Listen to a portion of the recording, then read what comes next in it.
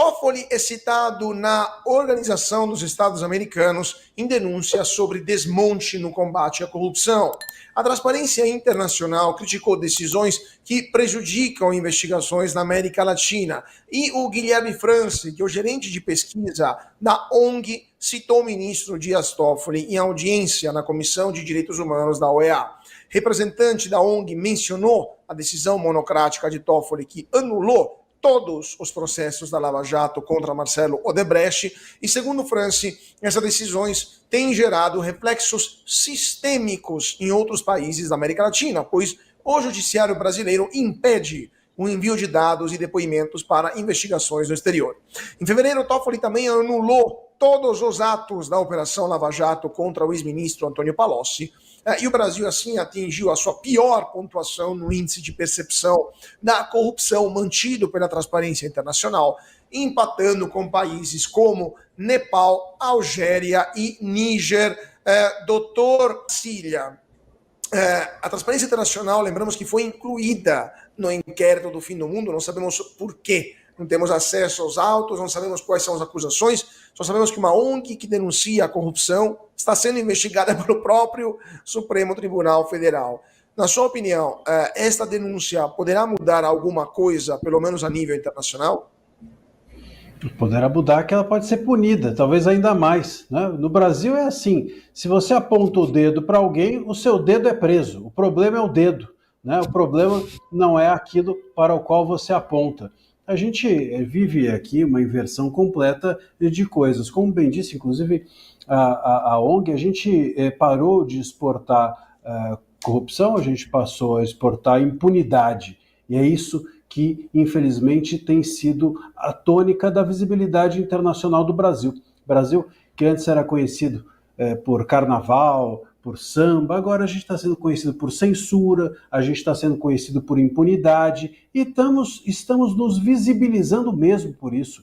O conhecimento internacional a respeito do que o Brasil está fazendo com os brasileiros e com as nossas causas tem repercutido, inclusive no ranqueamento, a gente vai perdendo posições nos ranqueamentos de democracia, a gente vai caindo na boca do mundo, não é? A respeito de como é o comportamento brasileiro, sobretudo da Suprema Corte em relação a esses temas. Veja, o Toffoli ter anulado a Lava Jato, não é que o Toffoli anulou, a gente falava, o Toffoli anulou as provas da delação. Vamos falar a verdade, o Toffoli, ele anulou a Lava Jato inteira. Ele soterrou a Lava Jato. Aliás, o Toffoli nem deveria ser o ministro adequado para tratar disso. É já alguma coisa que nos deveria chamar a atenção, o fato de que nós temos hoje, por exemplo, o ministro Dino cuidando de emendas parlamentares, o ministro Moraes, que é uma pessoa com traços bastante, vamos dizer assim, rudes, em relação à liberdade de expressão, tratando da liberdade de expressão, e o Toffoli, que foi inclusive advogado anteriormente ligado ao PT, antes do STF, e agora tem tratado da Lava Jato, que praticamente colocou boa parte das pessoas ligadas ao governo atrás das grades. E agora a Lava Jato é anulada por prescrição, anulado por prazo, passou do prazo, não foi julgado, nada de avaliação material, nada ali foi avaliado e dito não houve corrupção, tudo a respeito de questões formais que simplesmente jogaram por terra uma das maiores investigações que o Brasil teve a respeito disso. A gente tem realmente que olhar para as nossas autoridades e lamentar. O Brasil vai se tornando cada vez mais conhecido pelo que deixa de fazer ou pelo que faz de errado. É uma pena, uma grande pena, mas é assim. E o Toffoli tem sido esse editor, o editor da nossa história. Talvez a ambição do STF seja essa, que um dia as nossas crianças abram os seus livros e falem assim, poxa vida, olha só, Lava Jato foi um horror, não houve corrupção no Brasil porque o STF conseguiu anular todos os atos da Lava Jato. Talvez seja isso, a gente inverter a história, seja uma das ambições do STF. Deputado Luiz Felipe, sua opinião sobre esta denúncia e quando há casos levados a instâncias internacionais, alguém mais no legislativo se sensibiliza, entende que é necessário fazer alguma coisa ou passa batido, business as usual, e ninguém vai fazer nada para interromper essa deriva que o Dr. Marcília estava muito corretamente e perfeitamente relatando? Olha, o atual legislativo falta uma coisa, que é falta de vergonha. Eu estou falando de deputados e senadores, na sua maioria, eles não têm vergonha nenhuma. Não tem. Então, esses ataques ou denúncias ou evidências que apontam para uma falência sistêmica, praticamente em todos os aspectos, especificamente agora no caso do judiciário. Vamos lembrar que os relatórios que apontam o judiciário brasileiro como sendo um dos piores judiciários do mundo, eu vou repetir, relatórios internacionais de diversas agências de governos, embaixadas, apontam o judiciário brasileiro como sendo um dos piores judiciários do mundo, se não a um passo ou dois do sendo pior. Então, isso é um alerta para todo turista, para todo homem de negócio, para todo diplomata, para toda pessoa que, até os brasileiros, falam, puxa vida, estamos no país onde temos um dos piores judiciários do mundo. E quando um relatório desse cai praticamente no vácuo e que os deputados não têm hombridade para se levantar com relação a isso e tomar uma atitude e fazer uma reforma, no mínimo assinar uma reforma do judiciário. Veja até o presidente de Câmara, o que ele está fazendo? O anterior engavetou qualquer chance de discutir isso. O atual vai pautar? Vai pautar algumas microajustes no sistema judiciário, microajustes que já passaram no Senado. Coisas pequenininhas que qualquer um aprovaria, até o que o maior defendente do atual judiciário fala, não, isso aqui tá tudo ok, pode ser, porque não faz diferença nenhuma esses microajustes. De fato, precisamos de uma grande reforma do judiciário, além de fazer questões de impeachment aí patentes. Até agora os Estados Unidos demonstrando, fazendo grandes denúncias com relação à interferência que ocorreu dos Estados Unidos nas eleições brasileiras, e aqui estamos fazendo alguma coisa com relação a isso, a CPI para ver isso. Os deputados e senadores têm medo de assinar. Então você veja que não é só uma falência legislativa, tem uma falência maior, que é o judiciário. Temos, de fato, aqui, e estamos comprovando isso praticamente a qualquer exposição de opinião pública, que temos um dos piores judiciários do mundo, e os deputados e senadores, de fato, ali acuados pelo medo.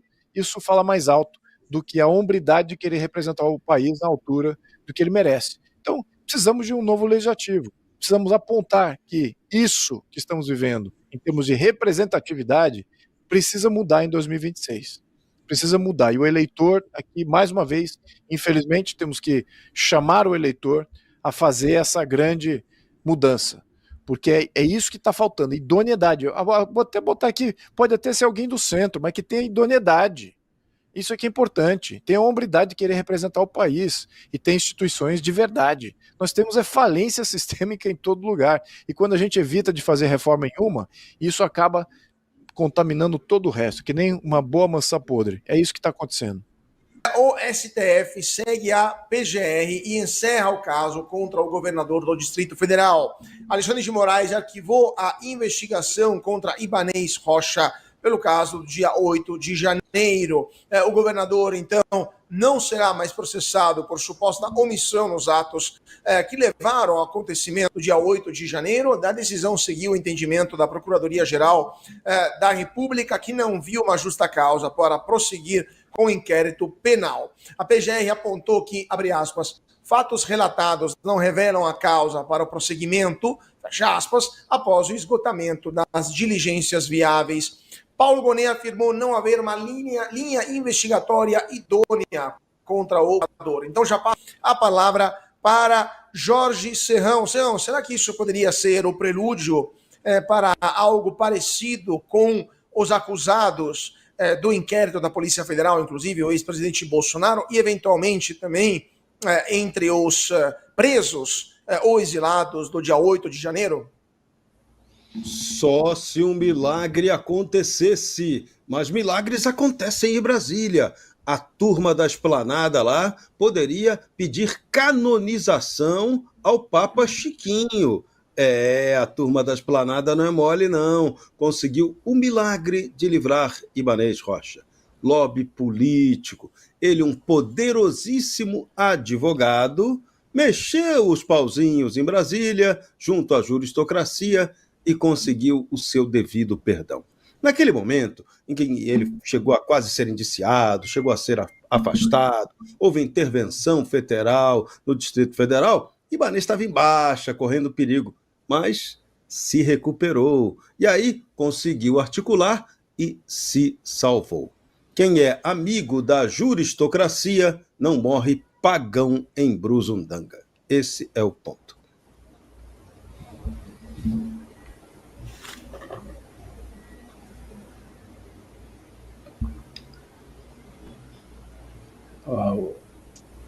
Agora de volta. Tivemos uma pequena queda aqui. Doutor Marcília, então, sua opinião sobre esta decisão do ministro Alexandre de Moraes. Ô Cauti, só uma coisa, você ficou travado com o olhar 43 que eu aqui eu fiquei pensando se não era de propósito. Mas enfim, foi só uma artimanha da tecnologia. Bravo com a internet, estava possesso com essa internet. Chega à noite, começa a balancear aqui em São Paulo. Doutor Marcília. Olha, a gente tem que olhar para esse fato, enfim, claro, muito possivelmente houve mexidas políticas, mexidas de pauzinhos, mas veja, o Ibanez e mais ninguém ser responsável ou ser responsabilizado pelo dia 8 é muito conveniente para quem pretende acusar as pessoas do dia 8 de tentativa de golpe de Estado. E, sobretudo, para quem pretende fazer com que os 34 denunciados tenham sido responsáveis pelo dia 8 de janeiro. Sem o dia 8 de janeiro, não tem o ato executivo de tentativa de golpe. A PGR precisa do 8 de janeiro para dizer que a tentativa de golpe se concretizou em um ato físico, em um ato que não seja apenas de confabulação. Então, é necessário que esses 34 tenham idealizado todo o golpe, que esses 34 tenham idealizado o 8 de janeiro, manipulado as pessoas do 8 e o 8 tenha sido executado por essa conjunção de fatores. Se houver mais alguém, se houver omissão de alguém, se alguém tiver deixado isso acontecer, seja de propósito ou não, se outras pessoas estiverem envolvidas no dia 8, cai por terra essa narrativa. Aliás, seria inclusive contraditório o Gonê entender que os denunciados, eles promoveram, estimularam ou incitaram o dia 8 e depois dizer que o dia 8 pode ter acontecido porque algumas autoridades estavam alheias à sua própria função. O dia 8 é conveniente para quem quer punir esses 34 denunciados. O dia 8 é a única carta na manga, inclusive, de quem quer punir esses denunciados. Se a gente relativizar o dia 8 por conta de omissão ou de incompetência das autoridades envolvidas ou que deveriam estar envolvidas na proteção da Praça dos Três Poderes ou dos órgãos e instituições de Brasília, claro, essa narrativa no mínimo fica relativizada, fragilizada e cai por terra. É conveniente que o Ibanez que a investigação sobre o Ibanez seja arquivada. É conveniente a quem quer punir, acusar e fazer com que se emplaque essa narrativa de tentativa de golpe de Estado.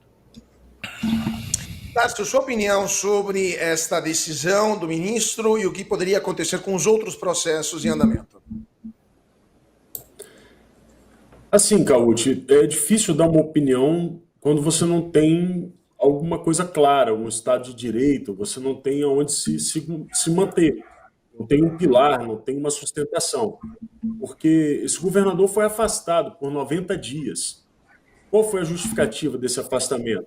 A constatação de que, eventualmente, a força policial responsável por fazer a segurança daqueles prédios era de obrigação do governo do Distrito Federal.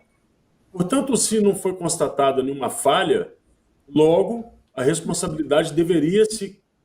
Nesse caso, né, obviamente, deveria ser da segurança dos próprios prédios. Nesse caso do G. Dias, que desapareceu, ninguém mais fala dele. Então, é tudo muito difícil, muito complicado de entender, porque se não houve, no caso, a colaboração, por que o afastamento? Então, houve um abuso de poder nesse afastamento, houve, no caso, um pré-julgamento, essa medida foi errada, equivocada. E por que essa medida foi tomada? Quem que vai questionar isso? Portanto, é tudo muito complicado, porque eles estão falando de uma tentativa de golpe que teve a colaboração do governo do Distrito Federal, contudo, a PGR não enxerga nenhuma falha. Inclusive, teve um debate no Supremo sobre a atuação do governador. Isso tudo foi debatido no Supremo Tribunal Federal, inclusive com o ministro André Mendonça e o ministro Alexandre de Moraes, batendo boca ali no plenário, onde o ministro Alexandre de Moraes falava da responsabilidade do governador e o ministro André Mendonça falava de que os prédios deveriam ter uma proteção própria, no caso.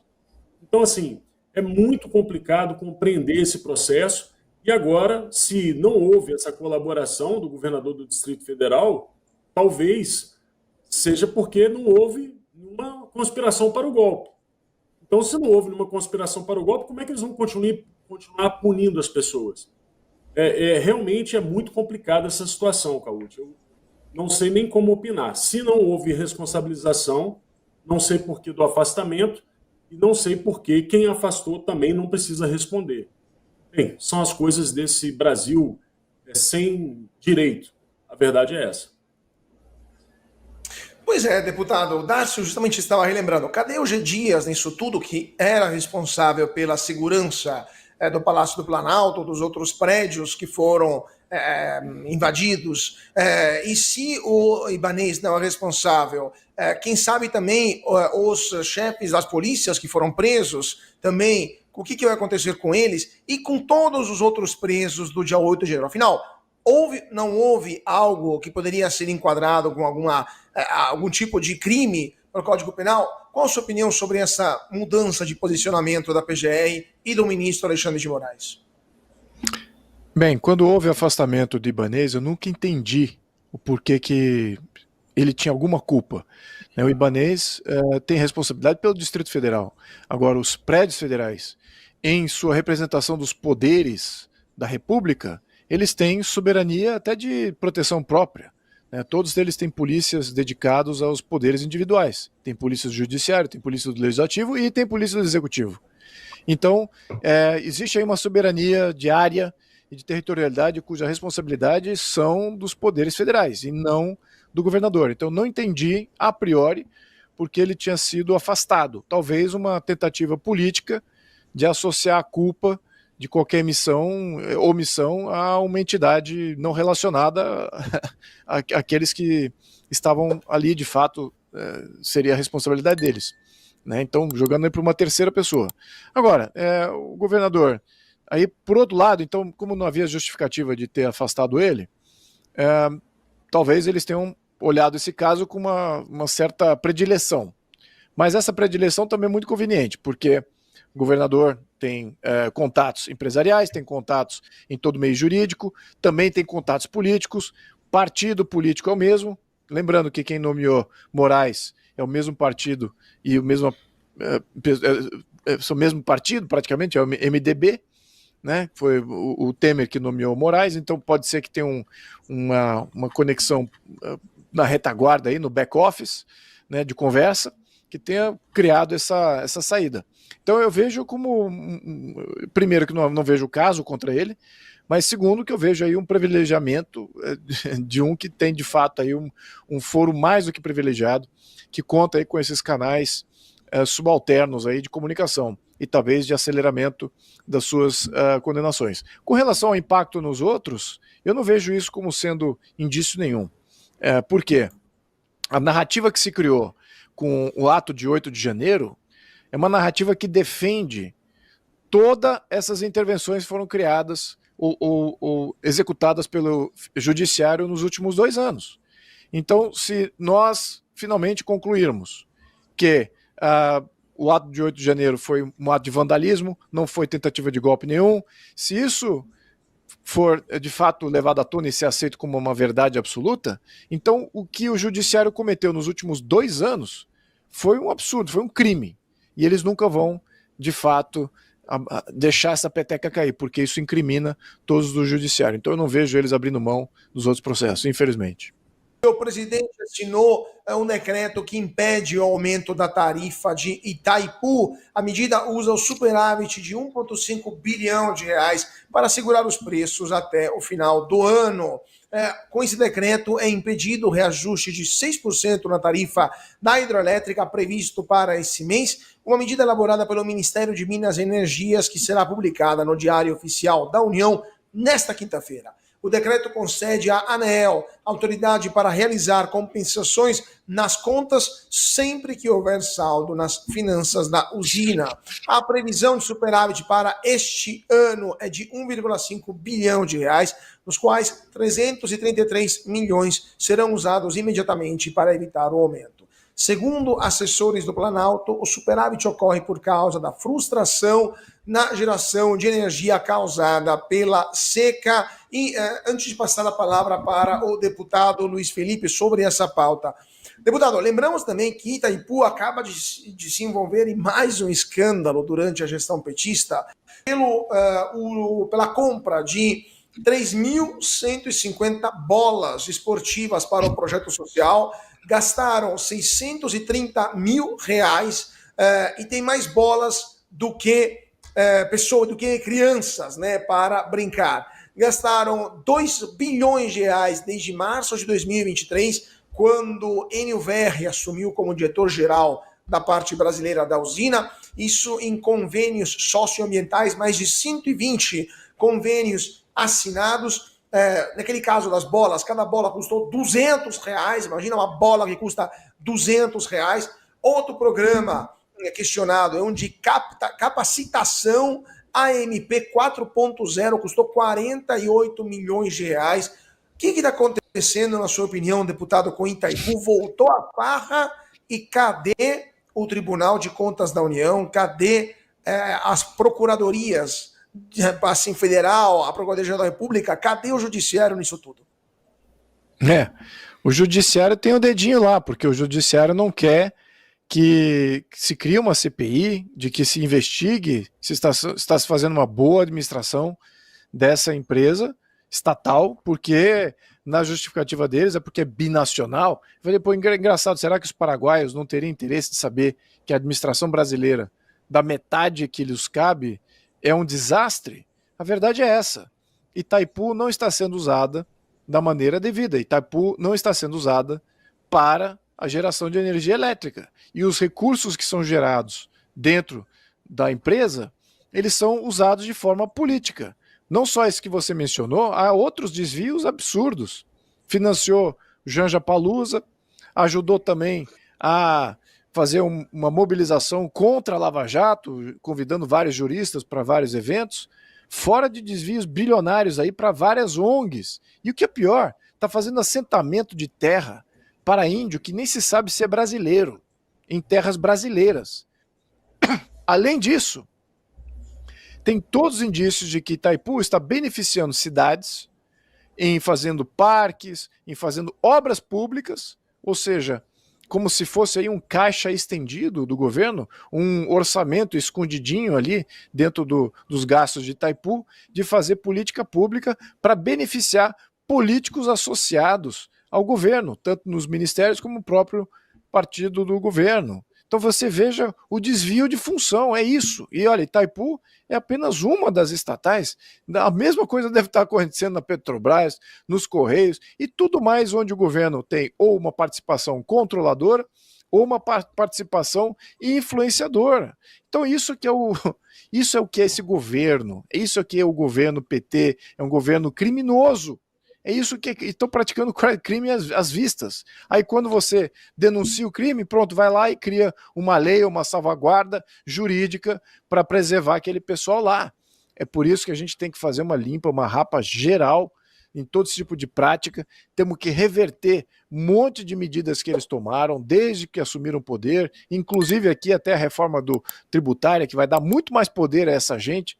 Enfim, meus amigos, é isso que estamos vivendo. Temos que ter uma CPI de Itaipu, assim como e pedir para os deputados, vou até usar esse programa para fazer isso. Meus caros, aproveitem esse tempo hoje e mandem uma mensagem para os deputados. Tem 503 deputados lá, a maioria do Centrão, tem 250 deputados, seus Twitters, seus Facebooks, mandem uma mensagem para eles, peçam para eles assinarem a CPI de Itaipu, porque aí a gente pode ao menos pautar e fazer uma investigação mais profunda, porque isso é que a gente já está vendo na mídia, e sabemos que a mídia, muita dela é chapa branca, está controlando as informações, porque deve ter coisa muito pior. Então vamos fazer uma CPI de Itaipu e depois vamos para as outras também, que devem estar pedindo o apoio. Agora precisa do apoio da população, porque o deputado tenta convencer, e o que acontece? Os deputados até querem assinar, né, os colegas nossos, só que as prefeituras que ajudam o deputado a ser eleito estão recebendo dinheiro direto de Itaipu. E aí o que acontece? Elas, sabendo que o deputado assinou a CPI, o prefeito fala assim, então eu não vou ajudar o deputado mais na sua reeleição em 2026. Veja a simbiose do sistema todo, meus caros. Então, enfim, eu não quero aqui prejudicar mais do que eu já tenho contribuído aqui com pessimismo geral aqui da audiência, mas eu quero dar uma saída aqui, menos propositiva. Aproveita esse tempo hoje à noite, mandem lá um tweet, mandem lá um comentário para esses deputados dos partidos de centro. Esquece os partidos de esquerda, porque isso aí pode vir um vendaval, um cataclisma, esses aí, para se salvar, eles fazem as coisas mais mirabolantes. Então, não precisamos perder tempo com eles. Mas os deputados do centro, esses são os mais sensíveis à sua influência, e a sua influência é muito importante, ela funciona. Se tivermos pessoas organizadas para fazer essas demandas, nós obteremos as assinaturas necessárias para protocolar essa CPI. E a pressão aí todo ao longo desse trajeto, porque vai expor muita coisa ruim. É isso aí, meus amigos. Obrigado. Vamos continuar o nosso Braddock Show. Opa, por favor. O Luiz deu uma sugestão educada. Eu vou dar uma menos educada. Se o seu deputado ou deputada está querendo ganhar uma bola de Itaipu, então dê um chute na bunda dele. Ponto. Podia dar na bola, né, Serrão? Mas acho que outro lugar é mais apropriado. Vamos lá. Continuando. A bola de R$200 é muito cara, Caúti. Uma bola de R$200 assim, é muito cara. É melhor deixar assim mesmo. Posso acrescentar ao comentário? Deixa eu só acrescentar ao comentário para aumentar a indignação e pedir reiterado de novo por que é importante para a pessoa que está nos assistindo fazer esse pedido da CPI. Itaipu é uma geradora de energia elétrica e eles têm aumentado as suas tarifas de maneira injustificada, ou seja, para fechar o caixa que era planejado, mas que foi usado de maneira indevida, fazendo todos esses desvios políticos aí. Então, quem é que paga a conta de uma tarifa que foi reajustada para cima, para fechar o caixa lá em Itaipu, e você vê quem é que paga essa conta de aumento de geração de energia elétrica? Todo mundo. Isso tem um efeito inflacionário em todo mundo. Então, você aí que está pagando mais, dona de casa, empregador, empregado, que está olhando isso, as suas contas do mês, indo lá para o supermercado e ver como é que tudo ficou muito mais caro, é porque energia elétrica, que é usada em praticamente tudo, todos os produtos e serviços fabricados no Brasil, tem efeito de energia elétrica. E a conta de energia elétrica tem um impacto direto na inflação. Então é isso aí que vocês estão pagando, é desvios como esse. Conectem os pontos aí, você veja como é importante. Isso porque falamos de Itaipu. As outras combinadas têm um efeito similar. Então, meus amigos, vamos começar com o Itaipu, porque é na base ali que a gente tem que combater isso, e é uma empresa que daria ao menos uma luz, que a gente tem uma saída econômica de menos impacto econômico, que é essa dessa empresa, que gera um impacto econômico direto. As outras têm impacto diminuído, mas a Petrobras também temos que olhar com muita cautela o que está sendo feito ali, porque também estamos vendo problemas similares a esse. Então, e esse tem impacto direto no seu bolso. Então precisamos fazer uma lavagem, ajude a gente a convencer mais deputados a assinarem as CPIs. Obrigado.